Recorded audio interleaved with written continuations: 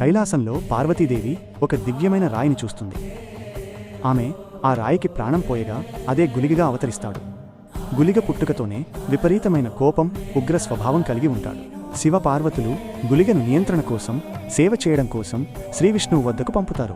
కాని తన అపారమైన కోపం, నియంత్రణ లేని ఆకలి కారణంగా గులిగ విష్ణువు సేవలో అపచారం చేసి విధ్వంసం సృష్టిస్తాడు. గులిగ ఉగ్రతను చూసిన శ్రీవిష్ణువు కోపించి, "నువ్వు ఈ దివ్యలోకంలో ఉండడానికి వీలులేదు, భూమిపైకి వెళ్ళు, ఒక రాక్షసి కడుపున ఉగ్రరూపంలో పుట్టు" అని శాపమిస్తాడు. ఆ శాపం ప్రకారమే గులిగ ఒక రాక్షసి గర్భంలో పెరిగే పిల్లవాడు అయ్యాడు. జన్మించిన వెంటనే తల్లి కడుపును చీల్చుకుని బయటపడి భయంకరమైన ఆకలితో విధ్వంసం సృష్టిస్తాడు. చివరికి దేవతలు శాంతపరిచి భూమిపై దుష్టశక్తులను నాశనం చేసే మరియు న్యాయం అందించే క్షేత్రపాలక దైవంగా ఉండమని ఆజ్ఞాపించారు. ఆ గులిగ దైవాన్ని తులునాడు ప్రజలు నేటికీ పూజిస్తున్నారు. శక్తివంతమైన ఈ దైవకథ నిజంగా